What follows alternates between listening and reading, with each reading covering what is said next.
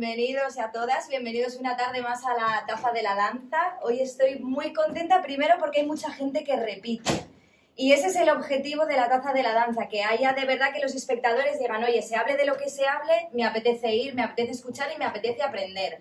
Hay mucha gente nueva y además mucha gente que sabe mucho del tema. Me da un poco de miedo. Yo siempre digo, nuestro objetivo es que la gente que no sepa tanto de danza o que no conoce tanto, empiece a descubrir la danza, porque yo siempre defiendo que cuanto más sabes de algo, más lo valoras, y la danza dentro del mundo de las artes es la gran desconocida. Creo que los bailarines tenemos muchas cosas que contar, que el mundo de la danza tiene mucho que aportar, y ese es nuestro objetivo, empezar a dar a conocer temas y que la gente diga, oye, pues qué interesante este, o qué interesante este bailador, este coreógrafo, este intérprete, este maestro, que vayamos descubriendo con ellos. Así que nos dirigimos siempre a gente que en este caso nos imaginamos que no sabe mucho de danza tradicional, no sabe de folclore, no sabe quién es Pedro Azorín y de muchos temas más que voy a hablar con mis invitados. Hoy voy encima de partida doble, hoy tengo a 2 invitados. Y con ellos vamos a ir charlando y vamos a ir descubriendo los temas, muchos temas de los que vamos a hablar. Os los presento.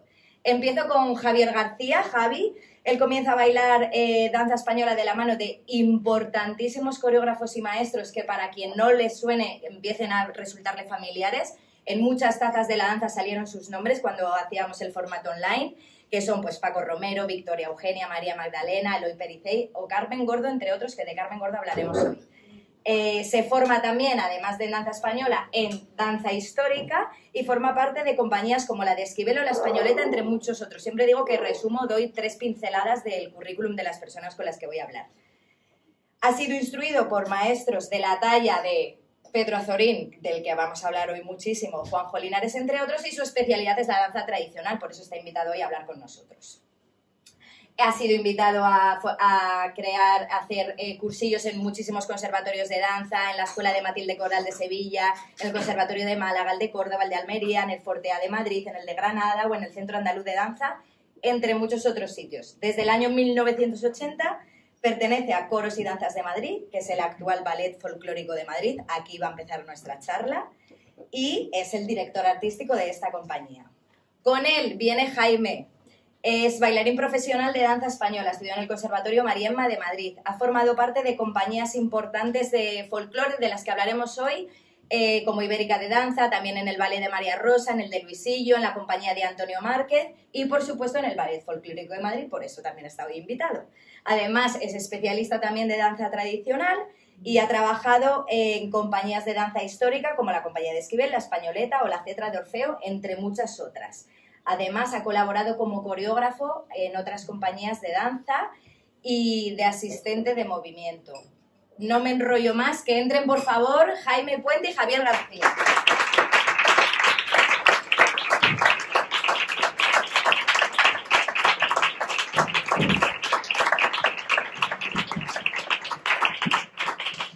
Bienvenidos a nuestra taza. Uy, qué alto está, me voy a separar. Muchas gracias. Buenas tardes. Al principio impone un poco, luego ya estamos en el salón de la casa tomando un cafelito. O lo que queráis. Yo siempre empiezo igual y así rompemos un poco el hielo. ¿Qué os habéis pedido que tenéis dentro de vuestras tazas? Pues los dos igual, porque, bueno, siendo en el mismo colchón se vuelve de la misma condición, ¿no? Un café solo para los dos. Un café solo, ¿sois cafeteros? Sí, mucho. Mucho, yo muchísimo. Es que hemos tenido de todo en las tazas, ¿eh? O sea, colacao, tés de todo tipo, con jengibres no sé cuánto, el otro día un orujo de hierbas, o sea, vamos como creando... Yo el orujo sería para luego. Sí. Una vez ya que nos lo quitemos, Una vez que el café... orujo. Muy bien. He dicho en vuestra presentación que los dos formáis parte del Ballet Folclórico de Madrid, y el Ballet Folclórico de Madrid nace de una agrupación que se llamaba Coros y Danzas.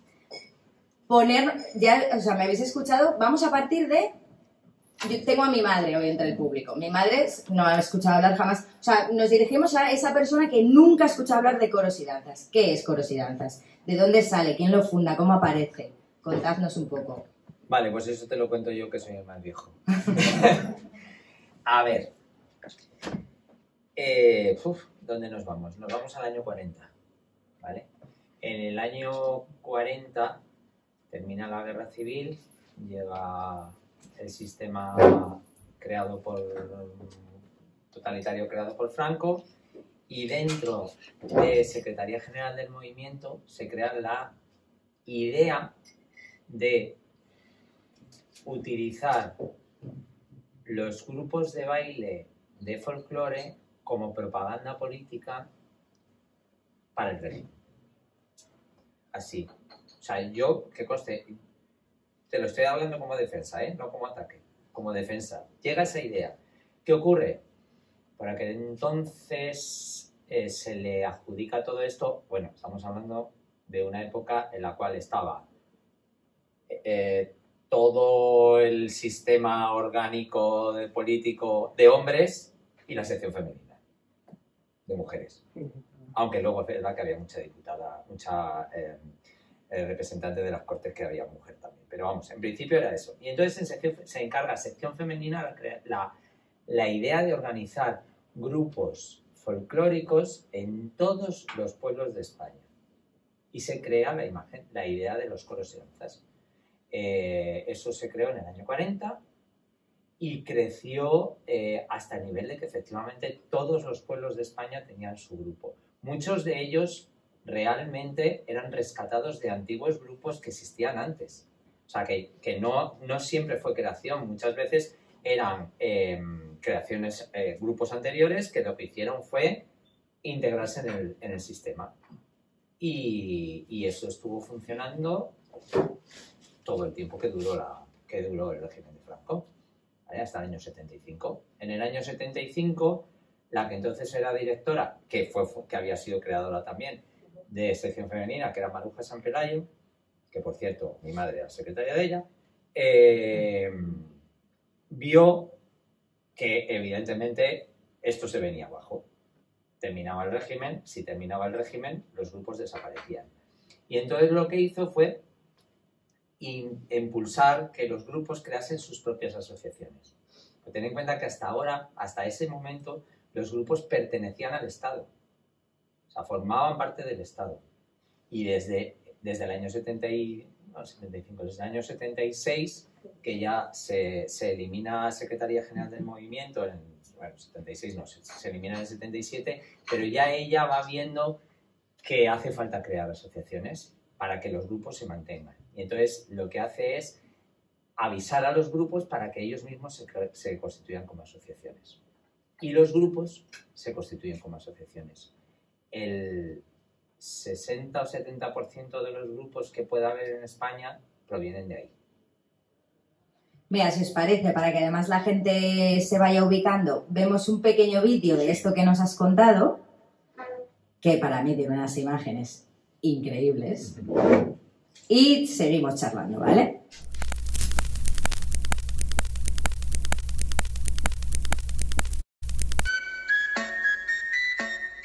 La actuación de los coros y danzas se convirtió en parte ineludible de cualquier acto político organizado por el régimen. También se popularizaron los concursos en los que distintos grupos competían por hacerse con un galardón. Estos concursos eran presentados como actos culturales en los que mostrar el orgullo por la diversidad de la nación.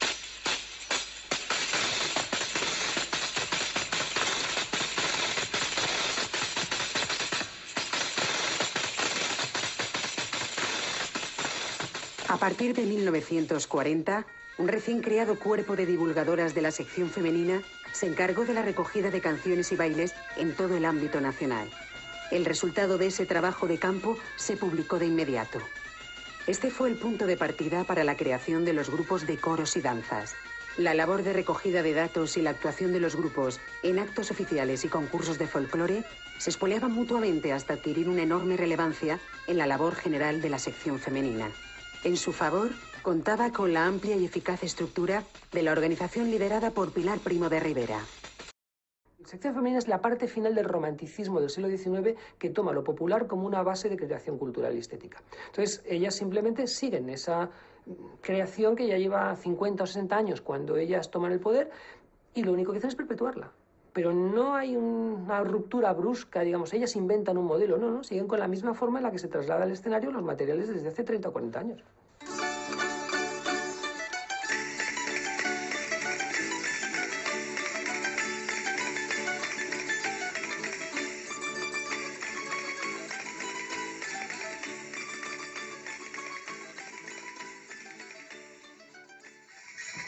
Nada, es un poquito para ubicarnos, para que viéramos, bueno, esas imágenes que son Anda, que no ha llovido ni nada. increíbles. Increíbles. Y una pregunta que me surge a mí, ¿y esto les pagaban a los intérpretes? Nada, no. No, vamos a ver. Claro, es que primero tiene mucha razón, no sé quién es, pero tiene mucha razón en el sentido de que realmente las personas que atacan... Vamos a ver. Se hizo una estructura sin tener gente preparada para hacerlo. Es decir, a las instructoras de sección femenina no se les daba un método de investigación porque ellas no eran investigadoras. Directamente se les dijo, te vas a tal pueblo, te estaba hablando de años 50, años 60, te vas a tal pueblo y recoges un baile. ¿Cómo? Tú verás, claro, contamos, no había vídeos, no había nada, iban con su magnetofón para coger la música y los pasos que se iban acordando y que podían apuntar. Claro, de ahí se han hecho creaciones. La mayoría de los bailes que ahora mismo existen de folclore, lo que se entiende por el folclore, lo que entendemos por el folclore son creaciones de instructoras. No puedes echar esa tradición más allá de principios del siglo pasado. Es que no tiras más para atrás. ¿Vale? Lo que tiras más para atrás serían las danzas, que eso ya, si nos tiramos hablando ya de eso, ya entonces nos eternizamos. Pero, para concretar lo que te quería decir, entonces era gente que era feliz participando en eso. Porque, a ver, estamos hablando de los 50, que la televisión es de finales del 50, es del 59-60. Entonces, claro, ¿qué hacía? O sea, la posibilidad que tenía una persona de un pueblo perdido de cualquier sitio de trasladarse a la capital de la provincia o incluso de venir a Madrid o incluso de viajar al extranjero, porque la sección femenina impulsó muchísimo los viajes al extranjero de los grupos como forma de propaganda del régimen. Pero eso lo que permitía es que tú viajabas, que a lo mejor estabas, yo qué sé, en un pueblo de Galicia o donde sea, y te tirabas 3 meses recorriendo América. Claro, ahora tú dices, bueno, qué bien 3 meses recorriendo América, pero entonces 3 meses recorriendo América era el regalo de tu vida. Bueno, ahora también, ¿eh? Ahora también, pero menos, porque además había una cosa, y es que como eran viajes de Estado, el Estado se encargaba de que tú no perdieses tu trabajo. O sea, esto mismo ocurrió igual en la Unión Soviética y ocurrió igual en muchos otros países. La única diferencia, pues que aquí tenemos sección femenina y en la Unión Soviética existía el Instituto de Cultura Popular. Pero es lo mismo, exactamente igual. Y de esos grupos de coros y danzas, creo que han salido bailarines, maestros y coreógrafos que son muy importantes dentro de la historia de la danza, ¿verdad? Nómbranos algunos, por favor. Juanjo Linares y Pedro Azorín, 2. Juanjo Linares, de hecho, existe una anécdota y es que Juanjo Linares intentó entrar en el grupo de sección femenina de La Coruña y no le dejaron porque su padre era militar republicano y no le permitieron entrar. Y entonces, como Juanjo valía con lo que valía, directamente cuando se crean a finales de los 60, me parece que fue una cosa así, o mediados de los 60, se crea el sistema paralelo a la sección femenina, que eran los grupos de educación y descanso, que fue una creación de la propia sección femenina para lo que era entonces el sindicato vertical. Yo estoy contando historias que mucha gente me va a decir, claro, sobre todo la gente joven, va a decir, ¿esto qué es? Claro, porque claro, todo lo que han vivido, que conste,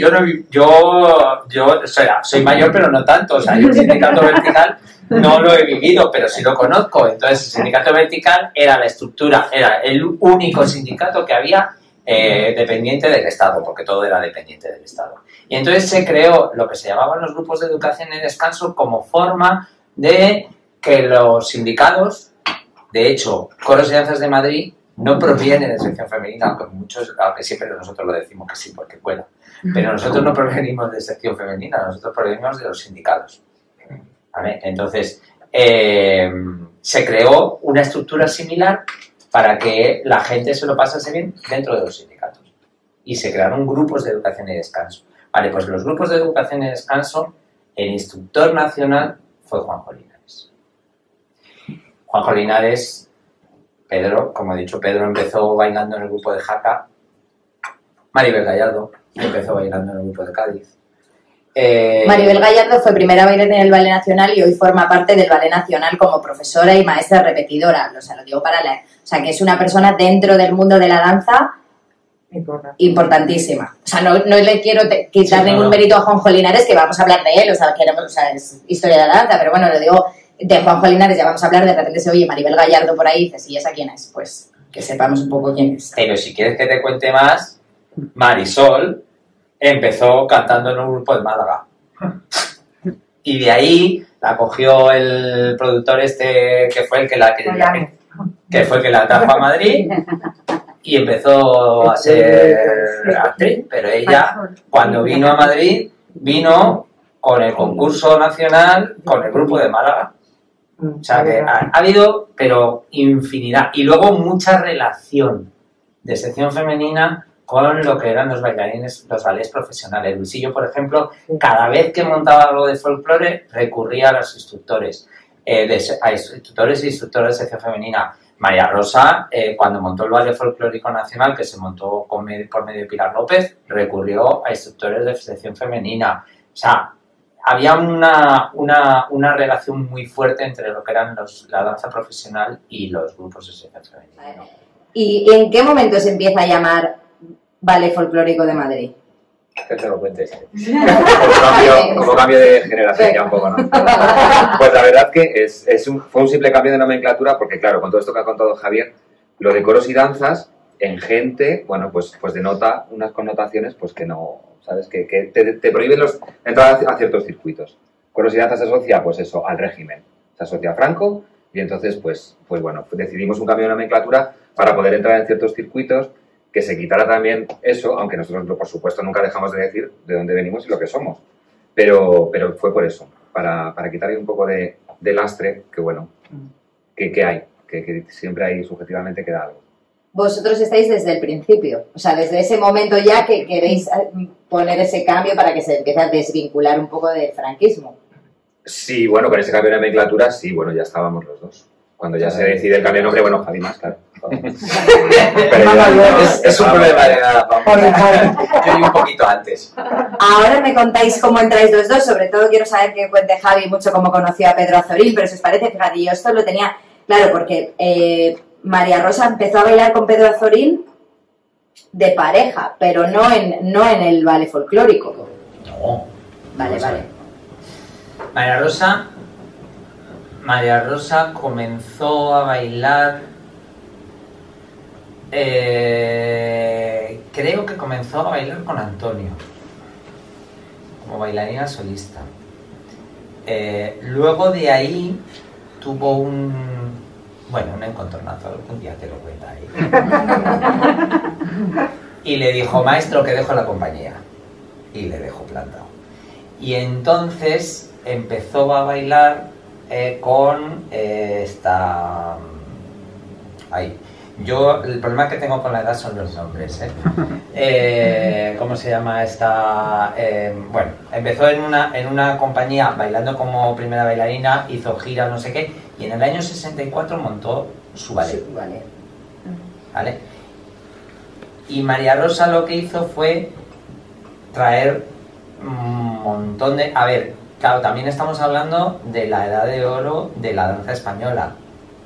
O sea, realmente donde están las grandes compañías de danza española. Antonio, Pilar López, Mariema, Luisillo, María Rosa, un poquito más tarde Gades, Rafael de Córdoba.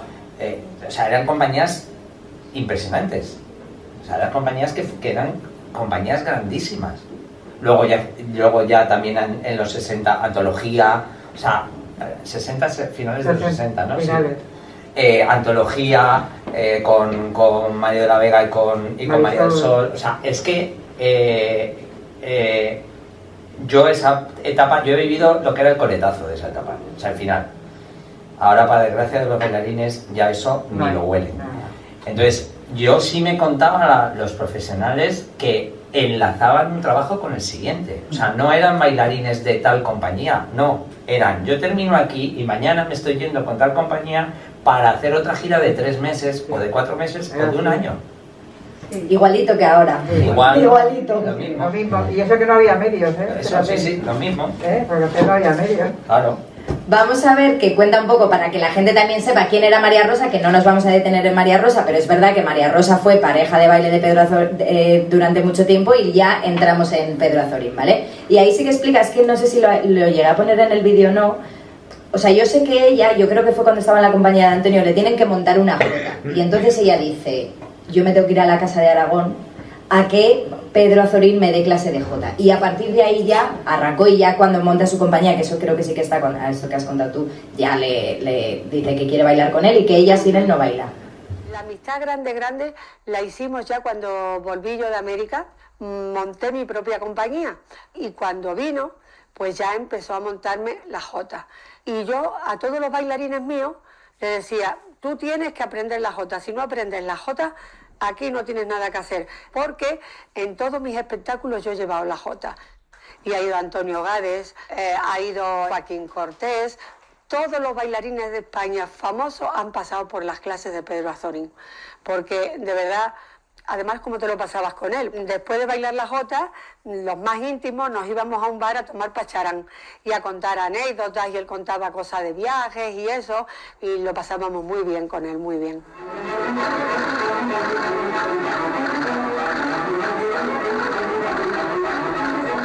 Vosotros habéis sido pareja bailando mucho tiempo juntos y habéis recorrido el mundo, ¿no? ¿Cómo recibía la gente de todo el mundo la jota aragonesa? Maravillosamente bien. Mira, en Argentina hubo una crítica que empezaba los puntos sobre la jota y ponían a Pedro, claro, es que Pedro arrasaba. A partir del año 1964-65, pues ya él venía conmigo siempre. Si no venía Pedro, yo no sabía estar, porque yo tenía que bailar con Pedro. La verdad que yo me siento muy orgullosa de que Pedro Azorín haya bailado conmigo tantos años y de haber sido su amiga y su hermana, como él decía. Yo iba a las clases y me bailaba Alcañí, Antillón, Calanda, La Loca de Zaragoza, me las bailaba todas. Pedro, para todos los bailarines españoles, ha sido un monstruo. Como Pedro no había nadie. Yo creo que tendrán que pasar muchos años hasta que salga un jotero como Pedro Azorín.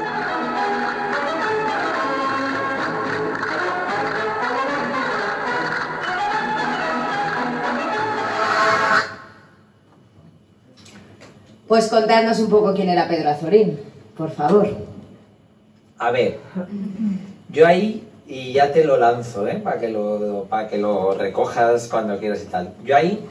Yo te voy a hablar, y Jaime te va a hablar, de nuestra experiencia con Pedro Azorín.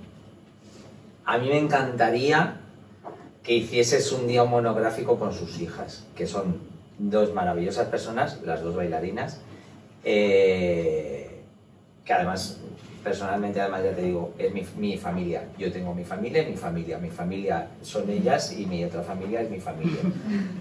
Somos la misma familia porque realmente nos llamamos entre todos hermanos, mis hermanos y ellas igual, o sea que nos conocemos solamente hace 40 años. Entonces, pero sí me gustaría que el día que quieras hacer un monográfico de su vida, se lo pidas a ellas. Yo recogido, te hablo de mi experiencia y de su experiencia. Te habla él.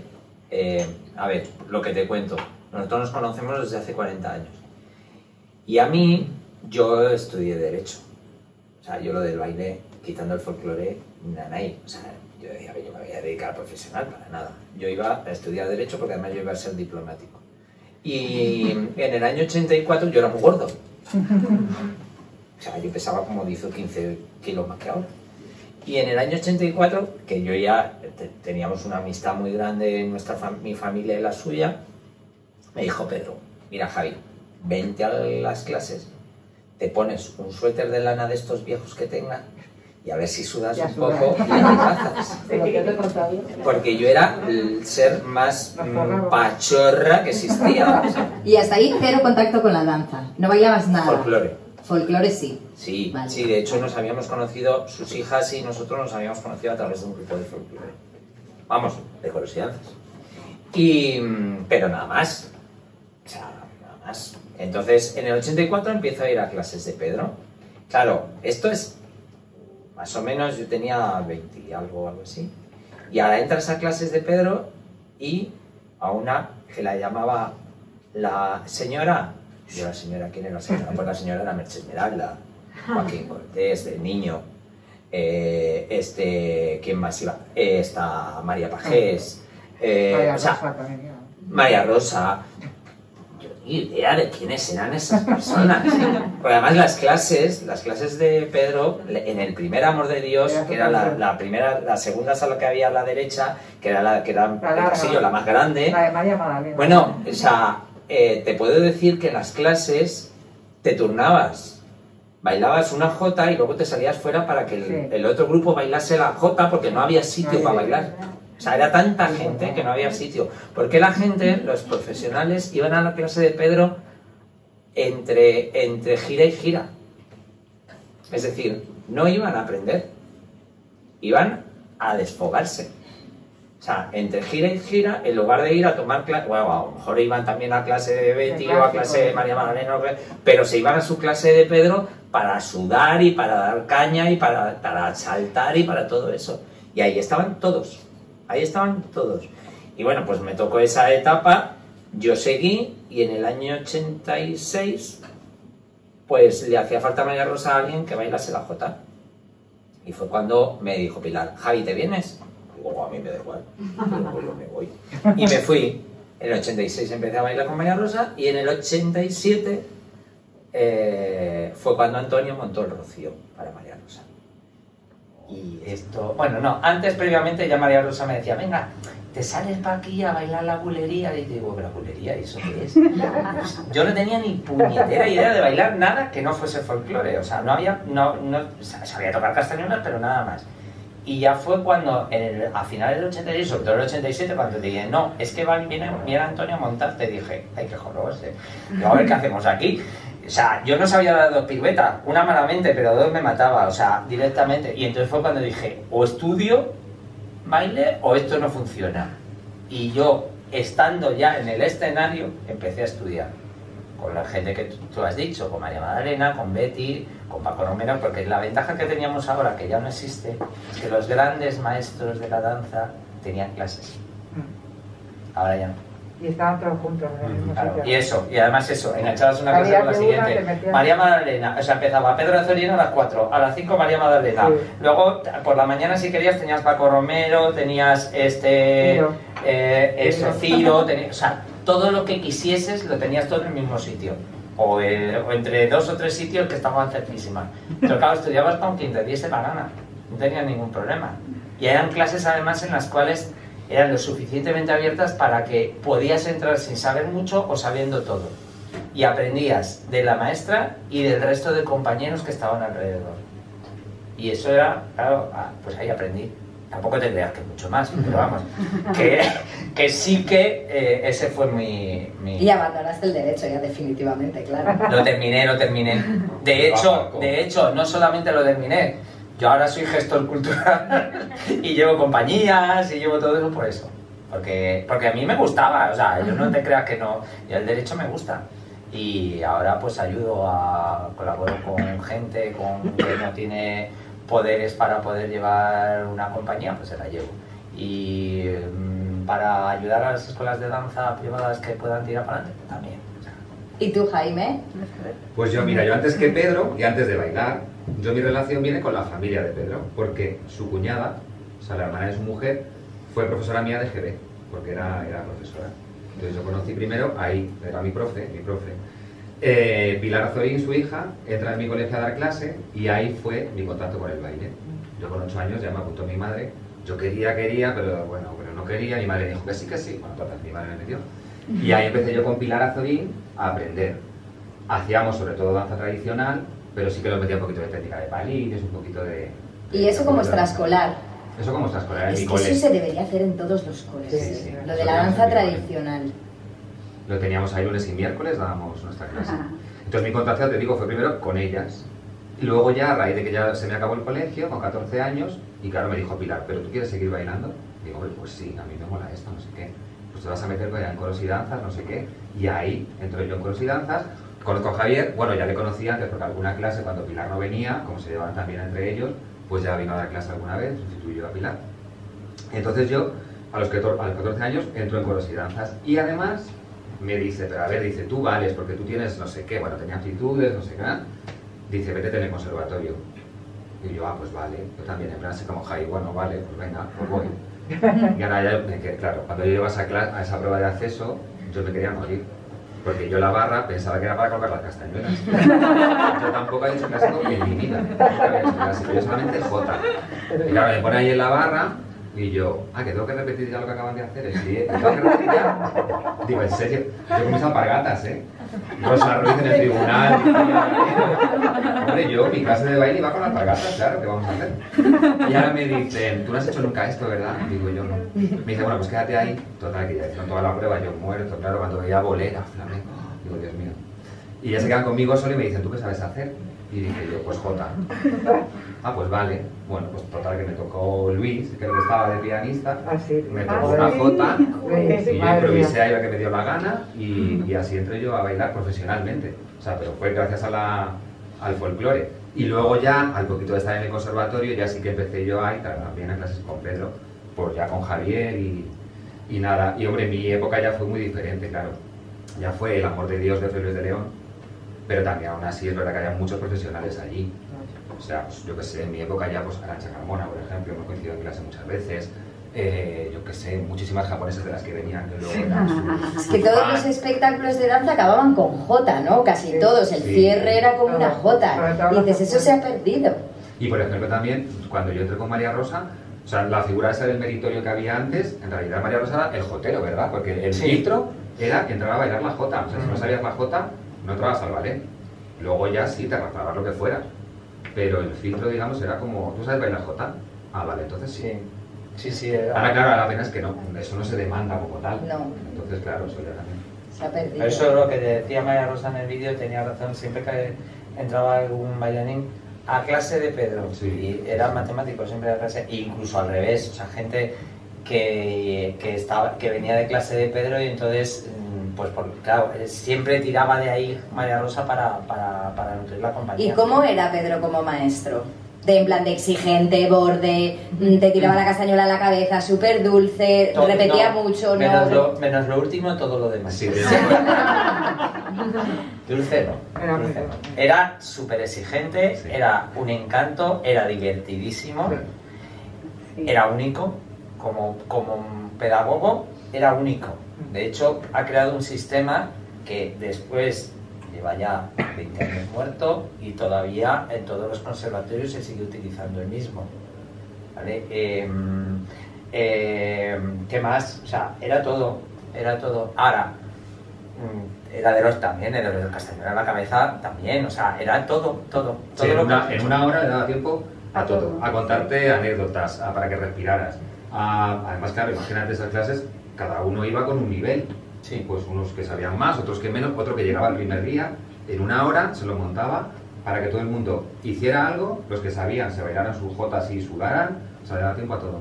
Y hacía como un trocito como de técnica, o sea, de en plan solo castañuela, o luego solo pasos sueltos, o había más coreografía. Sí, a ver, había el calentamiento de Pedro, que es el calentamiento que se está perdiendo, pero que todo el mundo lo hemos utilizado en algún momento de nuestras vidas, el calentamiento de Pedro. Luego, orden de la jota, primera jota, que era Antillón, segunda jota, que era el cañiz, claro, que era la de los novicios, segunda jota, que era el cañiz, y a partir de ahí empezaba ya para adelante. Y Riglos, que era el No Va Más, que fue una jota de él. Alba Lateca, Calanda, ya alguna vez metía jotas de coreografía, como Guara, como el Cañiz Cruzada y demás. Y luego había veces que, dependiendo del número de personas que hubiese, cuando había mucha gente no. Cuando había mucha gente, claro, es que una hora no daba para más. Porque claro, lo que cogía a los novicios y luego nos cogía a nosotros, bailábamos la jota, luego tal. Pero ya cuando empezó a haber menos gente, claro, empezó a haber menos gente cuando las compañías dejaron de llevar jota, lógicamente. Y entonces a partir de ahí, pues sí, hacíamos parte de castañuelas, hacíamos un trozo de castañuelas. Sí, cerraba siempre a veces con una parte de ejercicios. Y de ejercicios. Que eran también los ejercicios de tipo salto al balate, el corro, no sé qué, y luego unas castañuelas para cerrar, que quien metiera la castañuela mal invitaba café. Sí, ¿verdad? y luego él cantaba, pues la verdad. Sí, luego bueno, y se estaba cantando. Sí. O sea, él empezó a utilizar música grabada los 2 últimos años. O sea, él nunca utilizaba música grabada. Pero es que generalmente ningún maestro utilizaba aparato de música. O sea, la mayoría, las clases de María Magdalena, las clases siempre iban todas a vocal. El palo y la vocal. Una pregunta de ignorancia total. Las jotas de Albalate, Alcañiz, no sé qué, luego eso tienes tus pasos específicos con un estilo específico y él coreografiaba, o sea, cada uno es libre de coreografiar eso como quiere. No, es una danza en ese sentido, es un patrón de repertorio. Vale, es jota de repertorio. Lo que pasa es que ahí creo que quieres saberlo y eso ya te lo anticipo. El estilo Pedro Azorín es el estilo Pedro Azorín. No tiene nada que ver con el estilo que se baila en Aragón. O sea, el estilo que se baila en Aragón es un estilo que viene de las hermanas Zapata, de los años más o menos como 60, 70. Un poco también sobre la marcha de sección femenina, y ellas instauran en todo Aragón, a través de la Escuela Municipal de Zaragoza, una forma de bailar la jota que es muy característica, que es la que ahora se ve en los concursos de Zaragoza, en los concursos nacionales y en general en todo. Porque es verdad que los grupos en Aragón han unificado la forma de bailar la jota, cosa que alguno protesta, y con toda la razón del mundo. Han unificado. Se baila exactamente igual en Huesca, en Teruel y en Zaragoza, y antes no era así. Pedro no. Pedro viene a Madrid a finales de los 50-60, aprendiendo de una maestra que era su maestra, profesora de jota de Jaca, de Huesca, y tiene una forma, es una forma de bailar de pasos muy limitada, que él se las lleva a su terreno. O sea, lo has visto bailar. Pedro es el ser, o sea, cuando decía María Rosa, van a faltar muchos años para que se haga, no van a faltar muchos años. Nunca va a salir otro Pedro Azorín, porque él físicamente era un bestia.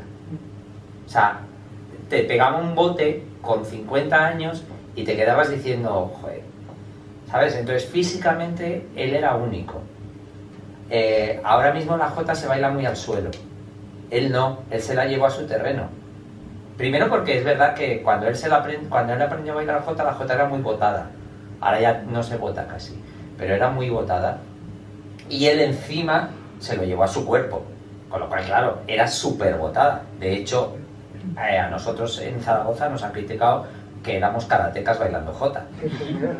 Nos han puesto esa crítica haciendo el ballet de María Rosa en Zaragoza, nos han dicho que éramos karatecas, pero es que no es que éramos karatecas, es que era su estilo. Entonces, ese estilo, con los bailes, con las jotas de repertorio, las hizo un estilo muy personal. O sea, si tú ves la jota del Albalate, la jota de Calanda, bailadas en el certamen de jotas de Zaragoza, no las reconoces. Si sabes bailar desde Pedro, no las reconoces. ¿Por qué? Porque son diferentes. Tanto, ¿eh? Vamos a ver 2 jotas de Pedro, ¿vale? Este es del ballet folclórico.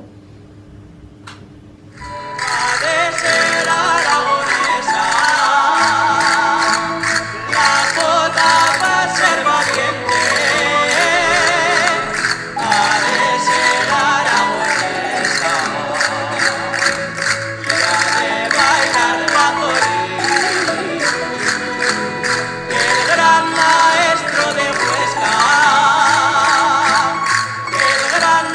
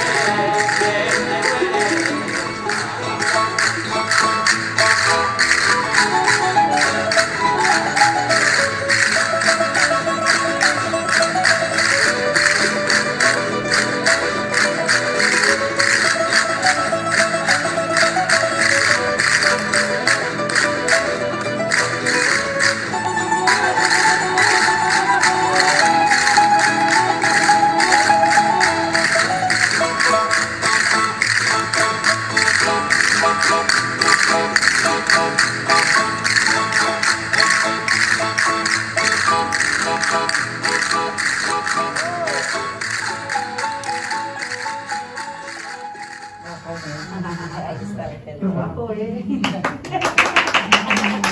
Esta jota es que es una maravilla. Esta jota tiene su historia y, si me permites, y que eso os la voy a soltar también aquí, es una... Bueno, me voy a quedar, no voy a decir una vergüenza, pero lo pienso. Que esta jota no haya sido bailada en ningún momento por el Ballet Nacional. ¿Cómo se llama esta jota? Aragón. Aragón.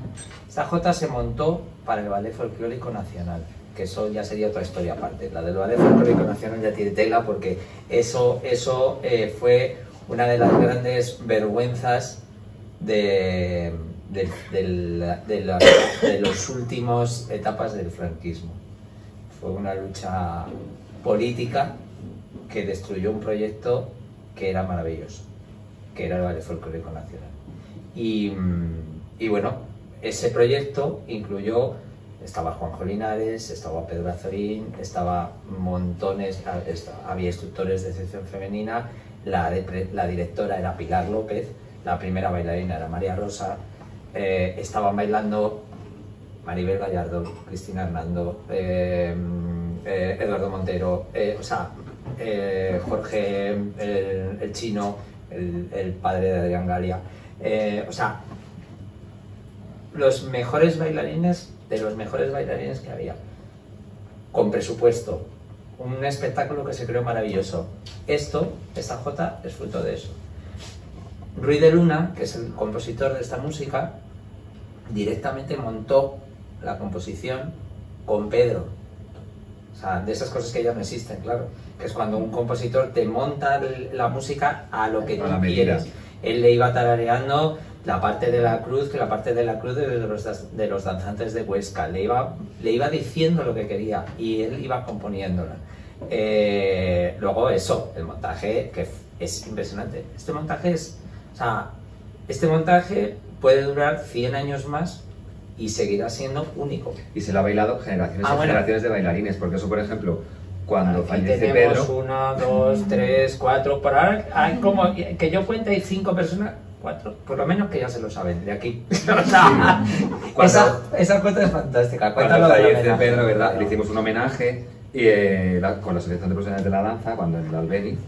Y bueno, fue facilísimo, porque es que, bueno, nos faltaban días para poder meter elenco, porque era, y yo, eso está también por ahí, por internet hay algún vídeo, claro, hay un vídeo de que salen las glorias, ¿verdad? 150, bailaron 150 bailarines en 3 días de función. Y se sabían la jota, o sea, se la sabían. El último día, la primera parte era Merche Esmeralda, José Antonio, Juan Mata, ¿quién más estaba? Sí.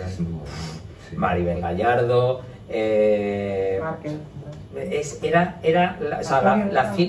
cuando se empezaron a salir, el teatro se venía abajo porque, claro, decías, es que está toda la historia de la danza de los últimos 40 años. Y es verdad, estaba entera, no faltaba nadie, bueno, sí, 2. Pero no faltaron nadie más. Sí, no voy a porque es que todo el mundo se sabía la jota esa, la había bailado en algún momento de la vida, ¿verdad? Sí, o se lo aprendió en un momento, sí, bueno, y o sea, es que fue, o sea, ya lo que dice Jaime, faltó, o sea, hubo gente que luego nos dijo, es que no me habéis llamado, y digo, es que no había sitio. No cabías ya no había más sitio. O sea, bueno. ¿Y hoy la lleváis de repertorio siempre? Sí. ¿Y cómo hacéis? Porque, o sea, eso está marcado que eran 20 bailadores y 20 bailadoras y hoy en día no tenéis que ir haciendo mini adaptaciones, entiendo, ¿o cómo lo hacéis? Sí, pero eso se aprende muy bien, se aprendió muy bien con María Rosa. Con María Rosa era bolo de 6 parejas. A ver, esa jota está montada originalmente para 12 parejas. Y de ahí hasta 4. Hasta 4. O sea, lo hemos hecho de todas las parejas posibles, porque claro, esta jota, luego es verdad que Pedro en María Rosa montó, primero, previamente a esta, montó la jota de los tríos y luego posteriormente montó Gigantes y la Dolores y luego lo último que hizo fue Historia de los Dolores, que era un ballet con argumento y tal, muy bonito, que fue el último que montó para María Rosa. Pero realmente, cada vez que quería decir cierro el espectáculo, cerraba con esto. Con esta. Pasamos a Juanjo. No nos olvidamos de Pedro Azorín, que luego seguiremos, pero pasamos a Juanjo Linares. Contadnos un poco quién era Juanjo Linares. Bueno, ya hemos dicho dónde empezó, que él quería formar parte de la sección femenina, le dijeron que no. Yo, mira, con Juanjo sí tuve la suerte de estudiar. ¿Quién era Juanjo Linares?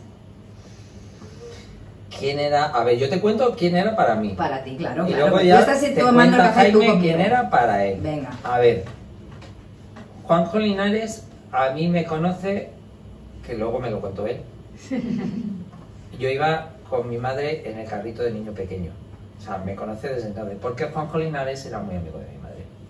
Primero porque los dos eran gallegos y segundo porque mi madre, como ya te dije, había sido secretaria de Marujas en Pelayo y lo conocía.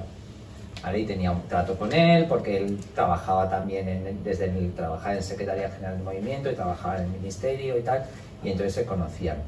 Y cuando viene a montar el Capricho Español a María Rosa, a remontar, porque ya lo había montado, viene a remontar lo que yo ya estaba bailando, me dice mi madre, dice, dile de quién eres hijo. Digo, pues mira, digo Juanjo, que yo soy hijo de Marina. Que tú eres el que ibas en el carrito. Pues será, yo qué sé. A partir de ahí, hay mucha gente que dice, yo soy alumno de Juanjo. Yo no. Yo siempre lo digo cuando la gente, porque tú eres alumno de Juanjo. No. Yo, a ver, Juanjo, con él he aprendido muchísimas cosas. Porque es verdad que para el ballet folclórico, cada vez que me hacía falta algo, decía, Juanjo, ¿nos vienes y nos montas tal cosa? ¡Pum! Empezaba y aparecía y se le iban las horas. Pero es verdad que yo no he tomado clases con él. Con Pedro sí. Con Pedro, independientemente de ser amigo, era alumno. Pero con Juanjo yo no he sido nunca alumno. Pero yo con Juanjo era lo de, Juanjo, ¿cuándo nos vamos a cenar? Venga, mañana. Ya. Y eran, a cenar nos tirábamos hasta las 12 de la noche. No largaba ni nada porque te contaba la vida de todo lo que había ido pasando, y Juanjo ha pasado muchísimo, pasó muchísimo, porque él era de esas personas que enganchaba compañía con compañía. O sea, era primero porque era una persona súper querida en la profesión. O sea, no encontrarás, yo creo, que no encontrarás a nadie que te hable mal de que hable mal de él. Nadie. Yo tampoco, yo también lo creo. Entonces, claro, era una persona tan querida y se hacía querer tanto y se había llevado tan bien con todos sus compañeros y con toda la gente joven, porque luego es verdad que él ha tenido muy buen trato con alumnos suyos, que realmente nadie habla mal de él. Y entonces por eso digo, yo no te puedo decir que sea alumno de él, yo soy amigo de él, nada más. A mí me pasa igual, claro, yo realmente tampoco. Yo es que entro en ese momento cenas. Entonces yo es verdad que le conozco más de amigo y de charlar, pero es verdad que a clases, así como yo también iba con Pedro regularmente, pero con Juanjo no. A Juanjo fue a través de Ibérica, que iba también a dar cursillos, a dar cosas, y a través del ballet folclórico cuando iba a montar coreografías. Pero alumno como tal, un par de cursos a lo mejor que hice en la Escuela de Guadalupe, ¿verdad? Pero realmente éramos amigos de cenar. Juanjo era una maravilla, era además generoso. Además, lo que tú dices, le daba, o sea, podía estar dando clase 3 horas, nunca tenía prisa, nunca tenía. Te invitaba a su casa. Yo me acuerdo de su casa en Lavapiés, me acuerdo como que fuera hoy, que tenía su casa y enfrente como un estudio desordenado, a más no poder, que dices, lo que habrá aquí dentro de trajes, imágenes. Tú has llegado a entrar. ¿Tú te acuerdas que las baldosas del suelo no se veían? No, o sea, así con la ropa para ver el suelo. Era como un síndrome de Diógenes, pero de historia de la danza y de todo. Había una que dices, cuando alguien entre aquí, yo pensé cuando murió, digo, ¿quién habrá ido ahí? Pues te puedo decir que hay una anécdota, y es que el Museo de Juanjo Linares, el Museo del Traje de Juanjo Linares, que está en su pueblo, en Órdenes, tienen en el almacén más de lo que exponen, porque no les cabe. Bueno, es que no me extraña, es que no era normal. Lo van renovando para poder sacar. Sí, no les cabe, no les cabe. Venga, enlazamos con compañías de hoy en día que meten folclore. Siempre... Eso te lo cuenta él. Venga, me manda Jaime.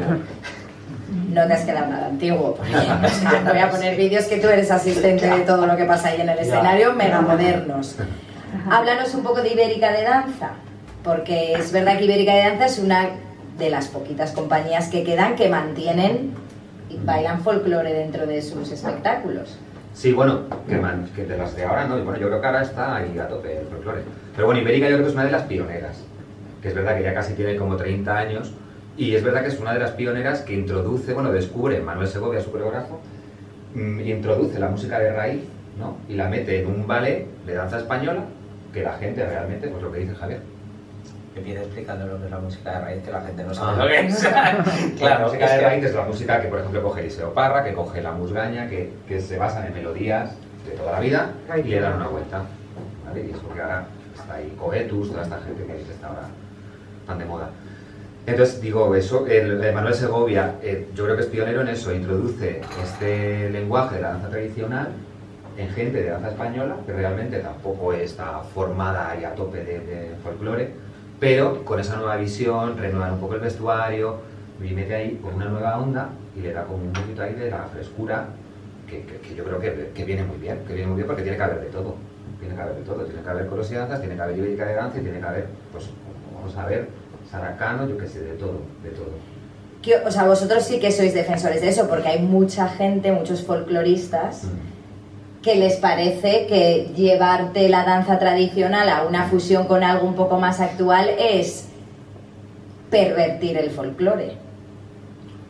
No. Entonces tú contestas yo. No, yo creo que tiene que haber de todo. Sí. Además, ya te digo, tiene que seguir existiendo coros y danzas, porque ahí es la fuente. De ahí. Es que, vamos a ver, esto es como intentar limitar las cosas. Claro. Es decir, a mí me parece todo lo que sea estéticamente bonito es válido. El problema, que es lo que yo es lo único que sí puedo criticar, es cuando yo no sé dónde estoy. Eso es. Una cosa es coreografía, y una coreografía es válida porque es tu creación y tú puedes hacer lo que te dé la gana. O sea, pasarte en vasos de folclore o no darte la voltereta lateral. Ahora, eso es verdad. La otra cosa es lo que digas que estás haciendo. Claro, yo por ejemplo digo, en la enseñanza yo soy partidario de ser estricto y decir, esto sí es folclore. O sea, yo te estoy enseñando esto, yo te enseño una jota de Pedro Azorín. Yo cuando doy clase digo, vamos a hacer jota. Yo voy a enseñar el estilo de Pedro Azorín, que sepáis que en Aragón, pues todo lo que ha contado Javier, ahora no se baila así. Pues yo digo esto es una jota, esta es una de repertorio, esta es una que es coreografía de Pedro y ahora esta me la he inventado yo. Pero que sepan lo que es. O sea, no a través de una coreografía mía les digo, estáis bailando gallego. No, estoy bailando lo que yo me he inventado. Que está fenomenal, que cada uno se inventa lo que quiera. Pero es verdad que luego esa gente que a lo mejor de repente esto les gusta y lo quieren elaborar, pero que tengan unas fuentes claras para que luego eso lo evolucione, no sobre algo ya modificado. ¿Entiendes lo que te quiero decir? Porque si no al final sí que ya llega a un lío, ¿no? Que tengan esa fuente clara. Sobre todo además el tema del folclore es que, a ver, claro, nosotros estamos acostumbrados como profesionales de la danza y de la danza española a por ejemplo, tú hablas de escuela bolera y lo tienes muy claro. O sea, luego ya puedes evolucionarla, no evolucionarla, pero tiene una técnica muy definida. En el caso del folclore, eso no existe. Porque la técnica del folclore es la ausencia de técnica. O sea, la auténtica técnica del folclore es bailar. O sea, a ti te ponen una música y bailas.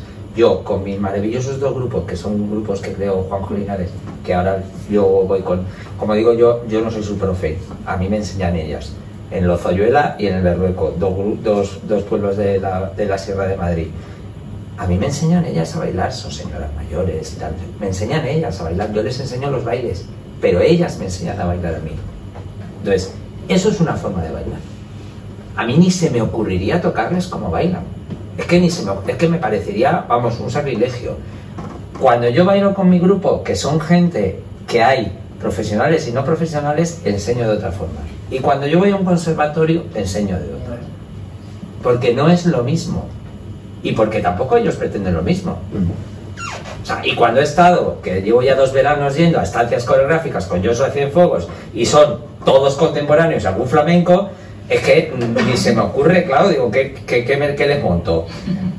Pues no tienen nada que ver. Y ahí desvariamos todos y nos volvemos todos locos y ya está. Y entonces, cada cosa tiene lo suyo y todo cabe, porque si no cupiese todo, entonces estaríamos, o sea, seríamos muy cuadriculados. Totalmente. Vamos a ver unas imágenes de Ibérica de danza y de un espectáculo que para mí es como la actualidad hecha folclore. También lo digo porque siempre hablamos también en la última taza vino Marco Flores y hablamos porque ha ganado un premio Max, que luego siempre galardones o no, pero bueno, ha ganado un premio Max, ha sido, y que es Vengo, que es de Saracano, y Javi estaba de asistente, y entonces así sabe el público de lo que estamos hablando. Lo que ahora veo, las vueltas que da el mundo, válgame el cielo. Algún día ignoraba lo que ahora veo.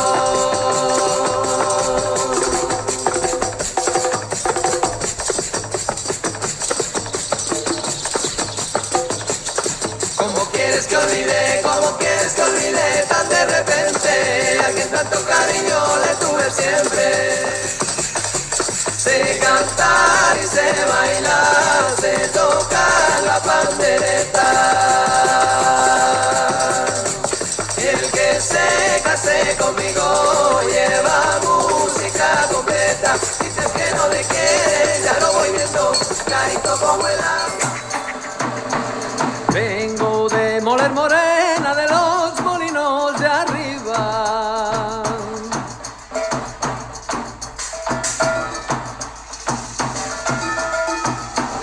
Vengo de Moler Morena, de los molinos de arriba. Duermo con la molinera y olé, y olé, y olé. No me cobra la maquila que vengo de Moler Morena.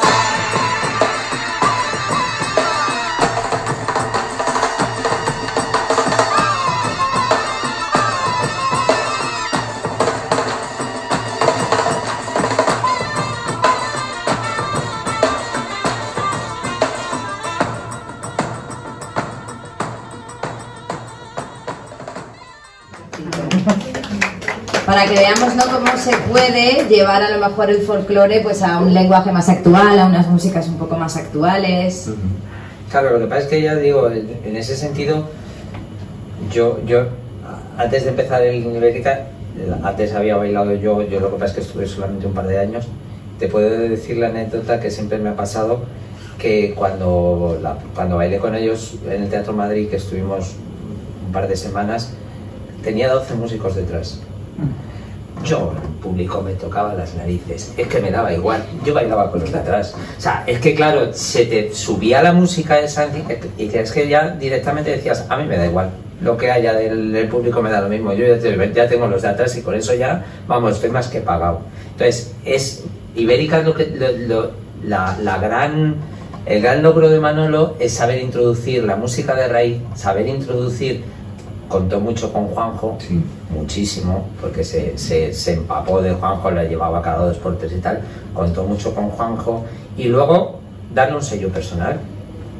Eso luego, por ejemplo, hay más, o sea, está Nova Galega de danza, está Cucay Danza, cada uno tiene su propio sello. Nova Galega es muy contemporáneo, pero también se les ve esa raíz gallega, no sé qué. Cucay es muy de danzar y muy de tal, pero muy de calle, muy espontáneo, aunque está súper montado. Entonces, cada uno tiene. Y Sara, a mí lo que me dijo en su momento fue: Javi, no tengo ni. Se me ha ocurrido montar este espectáculo, pero yo el folclore no es lo mío. Y dije, vale, pues yo te enseño bailes y tú lo montas. Y salió eso. Que, vamos, fantástico. Sí, súper, es chulísimo. ¿Creéis que el folclore está de moda? Lo ha dicho antes Jaime, a mí me sorprende, fíjate, yo diría que no. Yo creo que de un tiempo a esta parte sí. Sí. Ha tenido ahí una laguna, pero yo creo que ahora hay muchísimas compañías que están a tope ahí, que cogen una música de Cruetus y te montan lo que sea. Yo creo que sí. Yo creo que llama la atención ahora la danza tradicional. Sí. Es verdad. Yo pienso que sí. ¿Sabes qué pasa? Va muy corriente. Claro, ahí... Claro, tú por ejemplo lo centras más en lo que es la danza profesional. Dentro de la danza profesional es verdad que se está volviendo mucha gente, yo te lo digo por bailarines profesionales que vienen al ballet nuestro a aprender, que nuestro grupo no se cobra. O sea, que es gratis, pero vienen a aprender, y vienen a aprender no por utilizar, sino porque les gusta. Que a mí eso me parece fundamental. O sea, no, luego lo utilizarán o no lo utilizarán, pero a mí eso me da igual. Pero les gusta lo que hacen y les apetece aprender cosas nuevas. Hay una corriente desde hace ya pues, de los 80, una cosa así, toda la corriente que existe de Valfol, de lo que es agrupaciones en la calle, de la gente del pueblo que volvió a retomar la costumbre de bailar sin montar, es decir, bailar sin una estructura fija de baile, que es maravilloso también. O sea, que es que a mí también me gusta, si es que a mí me gusta todo. Entonces, un poco es paralelo todo. O sea, esa vuelta por intentar encontrarse con las tradiciones, la gente de las ciudades de repente nos empieza a gustar los pueblos, cosa que... Sí que es verdad que yo creo que ahí se está empezando ahora a volver a la tradición, a la artesanía, claro, a lo rural. Claro. Pero como que creo que todavía está como... Es verdad que muchas veces los urbanos vamos como de destroyer, ¿eh? O sea, eso también es verdad. O sea, nos metemos así a las fiestas populares como que vamos a una discoteca. No, tú cuando vas a una fiesta popular tienes que ir a empaparte y a ser lo más discreto del mundo. O sea, si puedes ser un invisible, mejor. Y entonces vas a empaparte y a chupar, pero escuchando, no decidiendo. O sea, yo no bailo mejor que nadie, no, yo vengo aquí a aprender y a callarme, y lo que tú digas está maravilloso. ¿Sabes? Esa es la forma que tienes de entrar en cualquier fiesta popular. Y por eso la gente hay veces que dice, es que claro, es que son muy siesos porque no nos dejarán entrar. Yo, ¿pero cómo has entrado? Conmigo, claro, lo que no puedes entrar es avasallando. O sea, tienes que entrar porque vas a una fiesta, vas a su fiesta. O sea, pero como cuando entras en una casa, cuando entras en una casa no puedes ir destrozando, tienes que ir a su fiesta. Pues esto es igual. Pues es lo que tú dices, que esa búsqueda de lo antiguo, de lo popular, del pueblo, del campo, de todo eso, también existe en la profesión. También. Y yo creo que va tirando por ahí. Yo también creo que empieza a tirar, pero no tanto como que diría, fíjate que estoy un poco olvidado y a mí me da una pena porque a mí el folclore me chifla, me parece. En España tenemos un folclore que... Sí te digo una cosa, el folclore, y es verdad cuando me dice, el folclore, esto ya fue como hace años, porque fue la etapa en la cual el folclore en la danza profesional dejó de existir, pero sistemáticamente, o sea, desapareció. Durante 10 años, 15 años, desapareció de la escena. Y a mí me decían, es que el folclore, me decían profesionales, compañeros y tal, es que el folclore se va a morir. Digo, no, te equivocas. El folclore nunca se va a morir. Se va a morir el folclore en la escena. Pero el folclore nunca se puede morir. Porque el día que se muera el folclore es porque la gente del pueblo ha dejado de bailar. Y como la gente del pueblo siempre va a bailar, pues el folclore siempre va a existir. Esa es la ventaja que tenemos nosotros respecto a, por ejemplo, cuando se dice la escuela bolera va a desaparecer, la no sé qué va a eso sí, porque eso es danza escénica.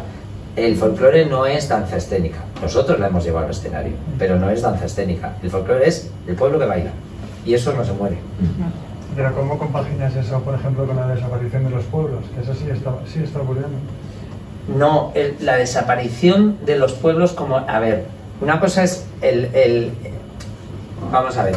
El tema de los pueblos como tal supone...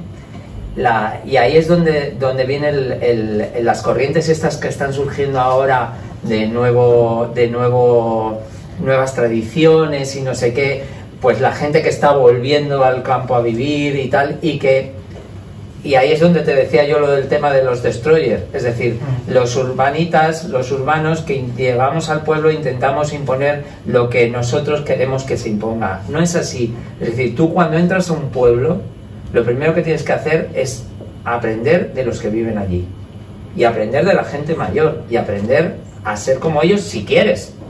No es obligatorio. O sea, tú puedes ir y encerrarte en tu parcela y decir que es tu vida y que tú lo único que quieres del campo es el campo, pero que no te interesan para nada sus tradiciones. Puedes, Pero si tú quieres realmente aprender de esas tradiciones, tienes que aprender de ellos. Lo que no puedes es imponerlas.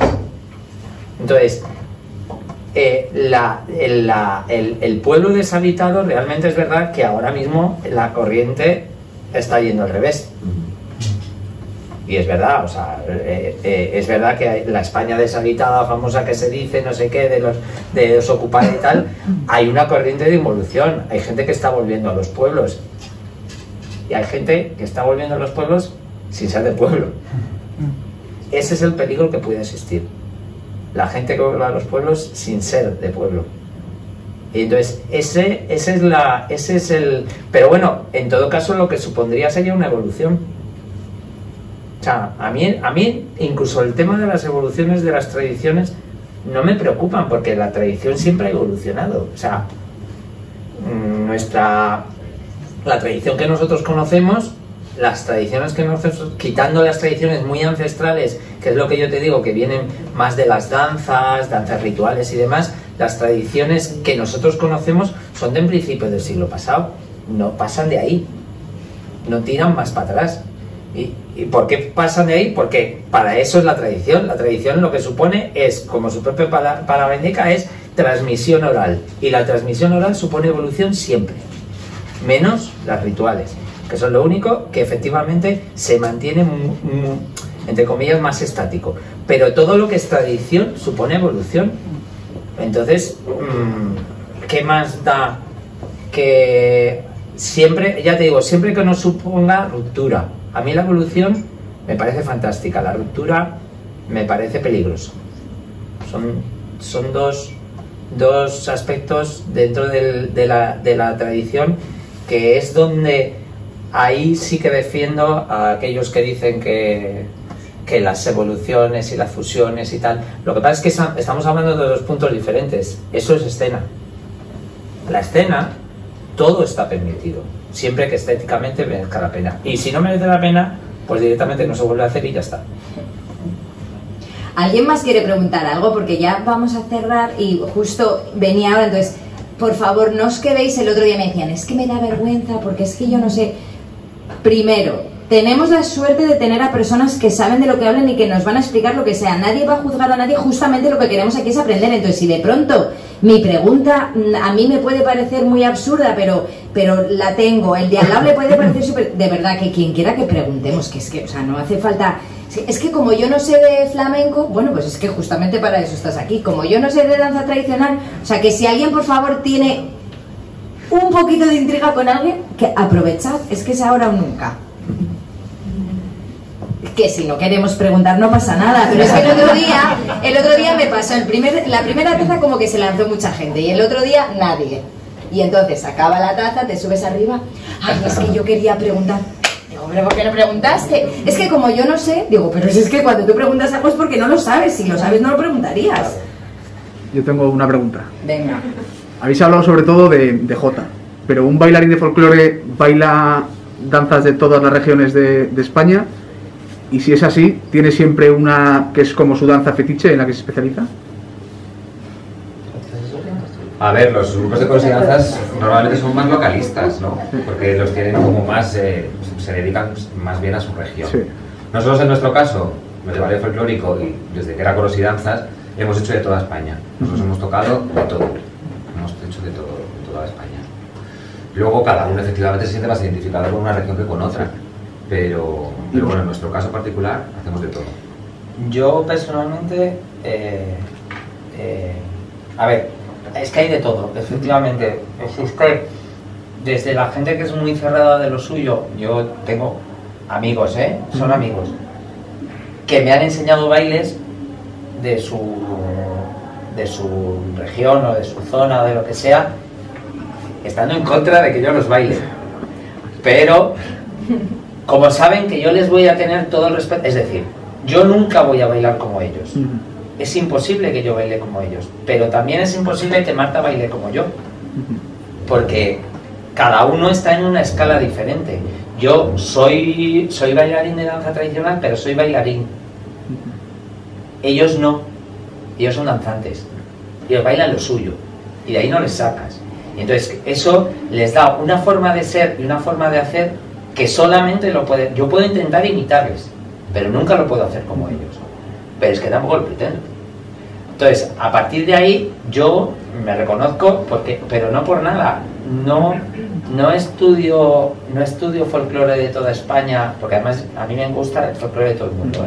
Yo muero con eso. Entonces, no es solamente porque lo pueda aprovechar o no, es que me gusta hacerlo. O sea, yo disfruto haciendo eso. Y entonces, como disfruto haciendo eso, pues me lo paso muy bien. Ahora, baile, a mí, por ejemplo, hay bailes que un profesional le horrorizan y a mí me encantan. ¿Como por ejemplo? Como por ejemplo, los sones de Montehermoso. A mí los sones de Montehermoso es que son un baile que alucino con él. ¿Pero por qué? Porque huelen a tierra, huelen a pueblo, pero donde los cojas. O sea, huelen a pueblo un montón. Los verdiales de los montes, o sea, no hay cosa más alucinante que meterte dentro de una panda y bailar verdiales. Pero son bailes muy complicados, los que son muy complicados. También un poco el bailarín profesional, yo creo lo que es como que piensa que pues, estos bailes son tan fáciles, porque claro, efectivamente el lenguaje es básico, es fácil. Ahora lo complicado es dar el estilo, que ahí está la gracia. O sea, yo no puedo bailar un bolero de Valencia como bailó un bolero de, yo qué sé, una rondeña de Extremadura. Pues no tiene nada que ver, claro. Entonces ahí está la gracia. O sea, yo paso de vals, lo que conocemos como paso de vals, el 1, 2, 3, 1, 2, 3, se hace en toda España, pero no tiene nada que ver del norte al sur todo el recorrido que hay, de este a oeste. Entonces ahí está la gracia, ¿no? Y el bailarín profesional muchas veces eso dice, así es facilísimo. Y bueno, ya poco, no, yo creo que ya no. Sí, pero se estandariza un poco. O sea, yo creo que quitando gallego, jota, que es como los punteros ahí en el mundo profesional, te digo, luego lo demás está un poco como estandarizado. O sea, folclore. Hacemos esto. Pero es que no, es que en Valencia yo no hago esto. Bueno, a lo mejor sí, ¿no? En un pueblito no sé qué, pero bueno. Entonces... Oye, Carmen Gordo, que yo fue mi primera profesora. De Carmen no hemos hablado porque es que... Ya, es que... Venga, hablaros mini Carmen Gordo, es que digo, nos echan porque luego viene el cuadro flamenco y estamos aquí. Pues mira, Carmen Gordo es verdad, no hemos hablado de dentro de la sección... Bueno, lo que yo decía al principio, sección femenina, lo que se hace es que se buscan instructoras sin ningún método, sin ningún conocimiento teórico de lo que... Porque ahí realmente... Si hay alguien que sí que tenía un poco de teoría y de método, es García Matos, que fue el que un poco más investigó a nivel investigación antropológica de lo que era la música y las tradiciones populares y que estaba dentro de sección femenina. El resto era gente sin método. Yo me acuerdo que a mi Carmen Gordo me contaba que cuando se subía ¿cómo se llamaba este pueblo de Madrid? Se subía en burro. 600, ¿no? Se subía en burro, porque no había carretera, entonces lo subían en burro, se aprendía el baile y lo bajaba. Cuando bajaba Carmen Gordo, que a Carmen Gordo había que conocerla, porque claro, Carmen Gordo, esa sí que era de las de castañoletazo en la cabeza. Total. O sea, totalmente. Es verdad. O sea, era una canija, una cosa de 1,50. Y claro, te decía, no, es que tienes que bailar así. Y claro, se tronchaba para atrás y decías, así bailas tú. Pero claro, nadie más puede troncharse como te tronchas tú. Entonces, era una forma tal. Ella fue fundadora de nuestro grupo. Ella, es verdad que desde toda la época de ella provenía del primitivo, del primer grupo. Además, hay un vídeo muy curioso de ella que es en la inauguración de la televisión española. Cuando salen los coros y la sección femenina del Grupo de Madrid, la primera pareja que está delante de todo, dos señoras bajitas, es Charo Baró y Carmen Gordo. Las dos primeras, cuando estaban, no eran Prado del Rey, eran en los otros estudios, los Roma me parece que eran. Bueno, pues total, que esta mujer lo que hace es toda su vida enseñar. Toda su vida estuvo enseñando. Ha estado en colegios, ha estado en grupos, ha creado grupos, ha montado en grupos y realmente ella fue de las primeras que introdujo ella viajaba en los viajes de sección femenina y se aprendía bailes de otros sitios y luego los montaba a su manera, lo hay que decir. Era un poco fui. Da igual, se queda igual. Sí, pero eso es la... Se queda igual. Gracias a eso se quedaba lo mismo, porque al final, claro, todo eso lo sacabas en escenario y quedaba precioso. Y ella, pues eso, ganó concursos de los de sección femenina y ha sido... Luisillo, por ejemplo, la llamaba mucho. Cuando Luisillo necesitaba cualquier montaje de folclore, decía, Carmen, vente y me enseñas tal cosa. Y iba y se lo montaba. O sea, ha sido una persona muy, muy, muy, para los que somos del folclore, muy importante. Bueno, pues gracias por recordarlo, porque así nombrado queda y hemos nombrado a Carmen Gordo. Mi tradición va a ser, siempre pregunto qué tenéis en la taza al principio y os vais a pegar una pata al final. Y cada uno se pega una patada a su estilo, entonces ellos se van a pegar una patada de folclore. ¿Qué hacemos? ¿Qué tocas tú? ¿Damos compás? ¿Nos fallamos todos? ¿Qué hacemos? Venga. A ver, aviso, tengo el tobillo roto, pero me da igual. Yo he bailado ayer, ya me da igual. Voy a hacer una cosita, porque se lo he comentado a Jaime, digo, venga, vamos a hacer una cosita, y es, os voy a hacer un paso de jota para que veáis cómo lo baila el estilo de Pedro y cómo es el estilo que ahora mismo se hace en Aragón. Zaragoza. Es Escuela Municipal de Zaragoza, pero realmente es en Aragón. El de Zaragoza, me van a criticar los de Zaragoza, ya lo sé, pero me da igual porque como son amigos les dejo. Y el otro es el mío. Claro, pues yo aprendí del otro, entonces este lo he aprendido de verlo, no tanto, pero... Entonces lo vamos a hacer con dos pasos. Vamos a hacer dos pasos, ¿vale? Vamos a hacer... Todo tiene sus nombres, los nombres de los pasos de folclore son el que a mí me dé la gana. Así de claro, porque al final nosotros ahora estamos haciendo un trabajo de metodología de la danza tradicional con nombres y tal, y es sinónimo de este paso, y tienes 200 nombres diferentes porque cada pueblo y cada gente le llama de una forma diferente. Vale, pues vamos a hacer dos pasos. Uno, en Aragón se llama el 6, y en la escuela de Pedro le llamaba el primer paso de Antillón. Y otro que va a ser las montañitas, que esas se llaman aquí.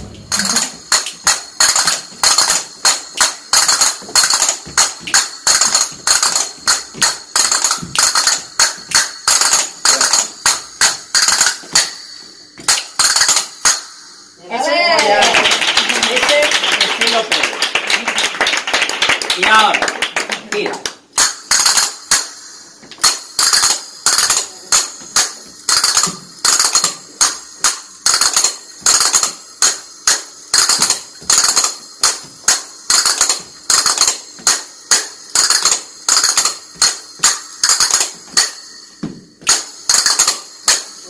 A la otra.